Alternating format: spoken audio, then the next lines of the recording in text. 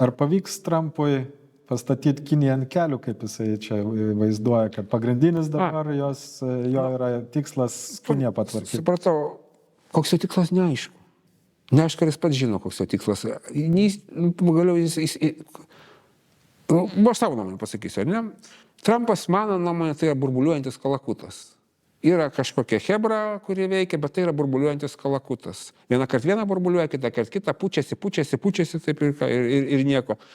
Teoriškai paklubdyti Kiniją ant kelių gali, tik tais priklauso, ar užteks valios. Nes tas paklūdimas vyktų, sakau, grinai užsuki eksportą, nebeleidė eksportuoti prekių, viskas Kinijai bus. Kur kišti viską?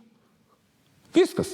Jų tas remybė, kaip ir doleris, tai remybė, kaip sakyti, jie susikūrė kažkokią, tai jie iš vis, tai šikpopieris yra. Jie nieko neverti. Dar kriptovaliutą nori sukurti, jie taip pat lygiai nieko neverta. Verta yra grini, normalūs materialūs dalykai, prie to bus grįžta. Net nenustepčiau, kad būtų grįžta prie natūrinių mainų.